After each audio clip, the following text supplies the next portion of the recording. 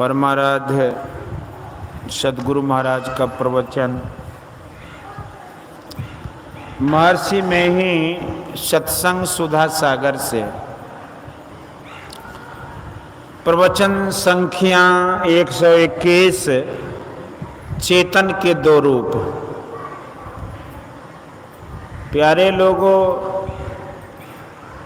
भक्ति हम क्यों करें इसको पहले जानना चाहिए। ऐसा कोई नहीं है जिसको कोई दुख ना हो, सबको कोई ना कोई दुख है। संसार में वेद से बढ़कर कोई पुराना ग्रंथ नहीं है। पारसी लोगों की किताब भी बहुत पुरानी है, परंतु हम लोगों के यहाँ ऐसा ख्याल है कि वेद से प्राचीन और कोई ग्रंथ नहीं है। उसमें बताया गया है कि ईश्वर की भक्ति करो तब दुखों से छूट जाओगे। ऐसा क्यों कहा जाता है? संत लोग समझाते हैं कि जहाँ तक लोकांतर है, किसी प्रकार का शरीर है, चाहे कितना ही दिव्य शरीर हो, वहाँ सापा सापी और कोई न कोई आपदा आती है। चाहे विष्णु लोक, शिवलोक या किसी लोक का शरीर हो, भक्ति पूरी नहीं होती। भक्ति पूरी वहाँ होती है जहाँ कोई शरीर नहीं, केवल दशा प्राप्त हो, देश काल जहाँ नहीं हो। गोस्वामी तुलसीदास जी ने विनय पत्रिका में लिखा है कि शोक मोह भय हर्ष दिवस निशि देश काल तह नाही। तुलसीदास यही दशाहीन संशय निर्मूल न जाहि। भक्ति में इसकी युक्ति है कि सब शरीरों को छोड़कर मोक्ष दशा प्राप्त कर लेना। चाहे द्वैती रहो चाहे अद्वैती रहो, दोनों का एक भाव हो जाएगा। द्वैत अद्वैत का कोई झगड़ा नहीं रहेगा। वहाँ जैसे रहना होता है वैसे रहता है। यहाँ माया का चक्र है, इस चक्र पर बुद्धि घूमती रहती है और नाना तर्क करती है, किंतु वहाँ सब निर्मूल हो जाते हैं। चाहे किसी वाद के मानने वाले हों, वहाँ नास्तिक आस्तिक सबके लिए एक ही है। नास्तिक दो तरह के होते हैं। एक तो पूरे नास्तिक जो जीव परमात्मा कुछ न माने, उनका सिद्धांत है कि यावत जीवेत सुखम जीवेत ऋणं कृत्वा घृतम पिबेत भस्मीभूत शरीरस्य पुनरागमन कुतो भवेत। उनके लिए यह उपदेश कुछ भी नहीं है। इसके अतिरिक्त दूसरे तरह के नास्तिक हुए हैं जो जीव को माने और ईश्वर को नहीं माने। उन दोनों को मैं कहता हूं कि भजन करो, फिर जानोगे कि परमात्मा क्या है। जो इस तरह की मुक्ति मानते हैं कि सूक्ष्म शरीर रह जाता है, किंतु संतों का सिद्धांत है कि कोई भी शरीर नहीं रहे। जो पूरे नास्तिक हैं वे भी इसको मानेंगे कि एकाग्रता से ज्ञान की वृद्धि होती है। एकाग्रता के लिए ध्यान करो और ध्यान के अंत तक पहुंचो, फिर जानोगे कि ईश्वर है कि नहीं। संतों ने बताया कि न शरीर संबंधी रहो न संसार संबंधी। शरीर और संसार के संबंध से अलग हो, फिर जो दर्शन होगा तो उसमें कभी दुख नहीं होगा। वहाँ हृदय आकाश में सूर्य बराबर उगा रहता है, कभी न उदय लेता है न अस्त होता है। उपनिषद की एक कथा है कि एक ब्राह्मण थे, वे संध्या वंदन कुछ नहीं करते थे। उनकी पत्नी जब कभी पड़ोस में जाएं तो पड़ोस की महिलाएं उससे कहती कि आपके पति कैसे ब्राह्मण हैं जो संध्या वंदन नहीं करते। पत्नी जब आकर पति से आग्रह करती कि आप संध्या वंदन क्यों नहीं करते हैं, ब्राह्मण कोई उत्तर नहीं देते। एक दिन उनकी पत्नी को पड़ोस की महिलाओं ने उसके पति के लिए बहुत दुत्कारा। पत्नी ने ब्राह्मण से कहा कि आप कैसे ब्राह्मण हैं, कभी संध्या नहीं करते। पड़ोस की महिलाएं मुझे दुत्कारती हैं, तब ब्राह्मण ने कहा कि तुम नहीं जानती हो, मेरे हृदय रूपी आकाश में सूरज बराबर उगा रहता है, वह कभी न उदय लेता है न उसका कभी अस्त होता है। अब बताओ कि मैं संध्या कैसे करूं? किंतु इस अवस्था को पाकर भी संत लोग संध्या करते हैं। संध्या के संसार के सामने नमूने के लिए भगवान श्री कृष्ण को साधन भजन करने को कुछ बाकी नहीं था, किंतु लोगों को सुमार्ग पर चलाने के लिए, नमूने के लिए वे भी संध्या करते थे। ऐसा श्रीमद् भागवत में लिखा है। जिस भूमि पर महल बनता है, महल से जमीन का दाम बहुत कम होता है, किंतु महल का आधार जमीन है। बिना जमीन के कितना ही विशेष कीमत का महल बन नहीं सकता, उसी तरह बिना सत्संग रूपी जमीन के भजन रूपी महल बन नहीं सकता। इसलिए सत्संग की बड़ी जरूरत है। गोस्वामी तुलसीदास जी ने कहा कि जीवन मुक्त ब्रह्म पर चरित सुनाई तज ध्यान, जे हरि कथा न करही रति तिनके ही ये पाषाण।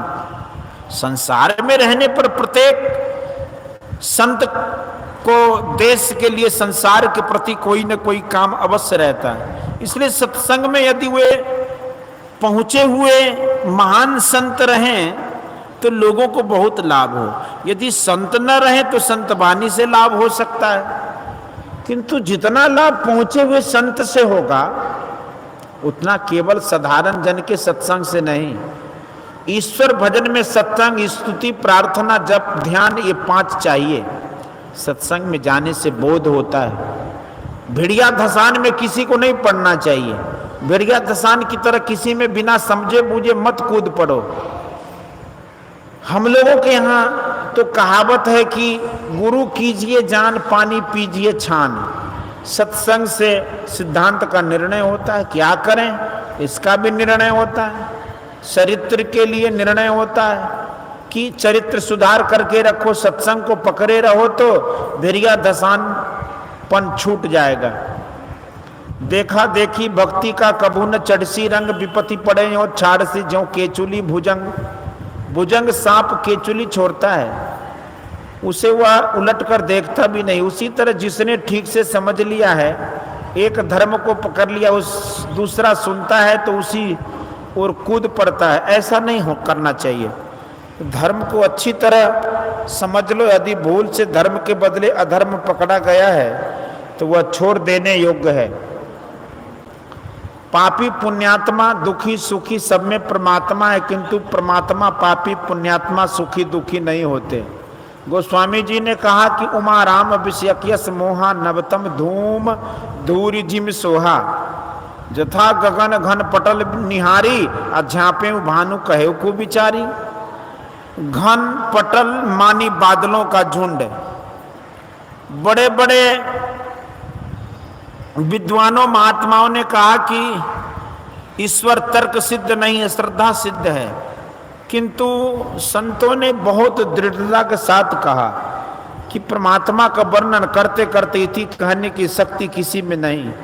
जहां तक मैंने संतों की वाणी में, उपनिषद में वेदों के अर्थ को भी देखा, किंतु इस बात से खाली नहीं है कि परमात्मा आदि अंत रहित है। वह है ही है, कुछ फांक छोड़कर यहां वहां ऐसा नहीं।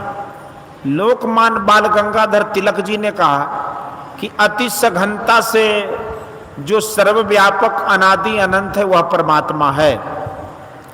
ऐसे वर्णनों को पढ़कर कहा जाए कि ऐसा नहीं है तो क्या है? प्रश्न होगा कि यदि अनादि अनंत नहीं है तो क्या है? सादी शांत है। जब सादी शांत है तो वह कहीं जाकर अंत अवश्य होगा। इसलिए उस सादी शांत के पार में एक अनंत बिना माने प्रश्न सिर पर से उतर नहीं सकता। एक MA BL ने प्रश्न किया कि एक अनादि अनंत है, मान लिया, फिर इसको ईश्वर क्यों माने? मैंने कहा कि अनंत से बाहर आप कहीं जा नहीं सकते। यदि नहीं तो उसके अंदर हैं। इसलिए वह ईश्वर है। फिर उन्होंने पूछा कि उसकी भक्ति क्यों की जाए। मैंने कहा कि उसकी माया को पहचानते हो तो दुख में हो, और परमात्मा को पाओ पहचानो तो इसका उल्टा जो गुण है वह होगा, अर्थात दुख के बदले सुख होगा। इस प्रकार के अनंत असीम परमात्मा को जड़ तो कह ही नहीं सकते, चेतन भी नहीं, इसलिए गीता में क्षर अक्षर के परे पुरुषोत्तम कहा है। चेतन गतिशील है। यदि चेतन गतिशील नहीं रहता तो चेतन रहते हुए भी शरीर हिलता डुलता नहीं। चेतन का विस्तार बहुत है, फिर भी इसकी सीमा है। जिसकी सीमा है उसके बाहर कुछ अवकाश है हिलने डुलने के लिए। बिना अवकाश के हिल डुल कैसे सकता है? इसलिए चेतन को असीम नहीं ससीम माना गया है। किंतु थोड़ा नहीं है, जड़ प्रकृति मंडल को भरकर उसके परे भी है। परमात्मा चलनात्मक इसलिए नहीं है कि उसकी सीमा नहीं है, असीम है, इसलिए वह निश्चल है। निश्चल हिमालय जैसा नहीं। हिमालय भी भूकंप में हिलता है। किसी भी पदार्थ का परमाणु धीरे धीरे घटता है। संथाल परगना में कितने पहाड़ सड़ते हैं। ऐसा कोई पदार्थ यहां नहीं जिसका क्षय न हो। किसी पदार्थ का झड़ जाना भी हिलना है। इसलिए परमात्मा के लिए गीता में सत असत नहीं, क्षर अक्षर नहीं ऐसा कहा गया है। बुद्धि उसका निर्णय कर सकती है, पहचान नहीं सकती है। चेतन दो रूप, चेतन के दो रूप माने जाते हैं, सामान्य चेतन और विशेष चेतन। अंतःकरण रूप यंत्र के कारण विशेष चेतन इसलिए कि इससे काम का होना जाना जाता है। कोई पापी पुण्यात्मा दुखी सुखी होता है तो यह आत्मा पर कोई दोष नहीं होता। स्वामी विवेकानंद ने कहा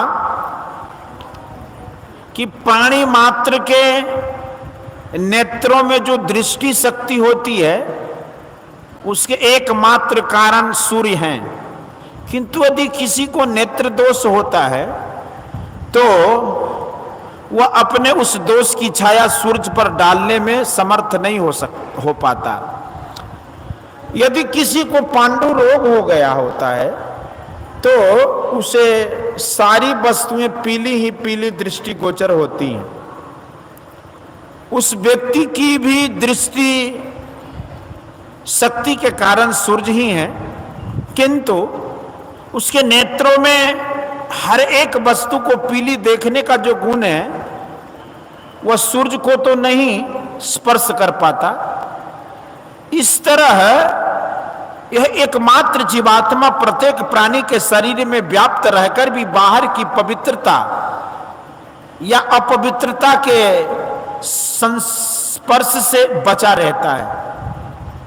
पुष्कर निवासी स्वामी ब्रह्मानंद जी ने भी कहा है कि विशेष रूप से चैतन्य का दो प्रकार का रूप होता है। तिनमें जो सर्व चराचर जगत में समान रूप से व्यापक है उसको सामान्य चेतन कहते हैं, और जो अंतःकरण उपाधि से मिला हुआ है उसको विशेष चैतन्य कहते हैं। जो जैसे घट में स्थित भया आकाश दूसरे घटाकाशों से भिन्न हो जावे है, और जैसे दीपक पर आरूढ़ हुई अग्नि दूसरे दीपकों व समान व्यापक अग्नि से भिन्न होती है, तैसे ही अंतःकरण उपाधि युक्त चैतन्य भी दूसरे सर्व जीवात्माओं से या ब्रह्म से भिन्न हो जाता है।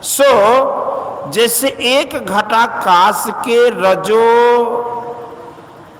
धुमादि युक्त होने से सभी घटाकाश रजो धुमादि युक्त करके नहीं होते हैं, और जैसे एक दीपक के हिलने डोलने से वह धूली वाले होने से सभी वैसे नहीं हो जासे, तैसे ही यहाँ जीवात्माओं की बाबत भी समझ लेनी चाहिए। अर्थात व्यापक चैतन्य एक होने पर भी अंतःकरण रूप उपाधि के भेद से परस्पर जीवात्माओं के भिन्न होने से सुख दुख बंधन मोक्ष आदिकों को मिश्रितपन नहीं होवे है। ईश्वर जीव और प्रकृति में इस तरह भेद है। इस भेद को ठीक ठीक नहीं समझ लेने के कारण ही जीव ईश्वर और प्रकृति पर भिन्न भिन्न तरह से लोग कहते हैं। आविष्कार और उपादान में अंतर है। संसार की वस्तुओं को लेकर कुछ बना दिया, वह आविष्कार है, और संसार से कुछ लिए बिना कुछ बनाना उपादान निर्मित है। गुरु नानक देव जी ने कहा कि तदि अपना आप ही उपाया, ना किछु ते किछु कर दिखलाया। यह ईश्वर से हो सकता है, दूसरे से नहीं। अद्वैत सिद्धांत कथन में हो सकता है, व्यवहार में नहीं। समाधि सिद्ध वाले से जहां तक हो सकता है समता का व्यवहार करते हैं। बहुत बड़े से बड़ा दुख आता है, किंतु समाधि सिद्ध महापुरुष उसको सुख से सहते हैं, और साधारण जन उसको दुख से सहते हैं। दुख को लोग सहते हैं किंतु सुख को सह नहीं सकते। सुख पाकर साधारण लोग उसमें मस्त आ जाते हैं। ऐसा नहीं होना चाहिए। बोलिए श्री सद्गुरु महाराज की जय। यह प्रवचन कटिहार जिला के श्री संतमत सत्संग मंदिर मनिहारी में दिनांक 30/7/1955 ईस्वी को अपराह्नकालीन सत्संग में हुआ था।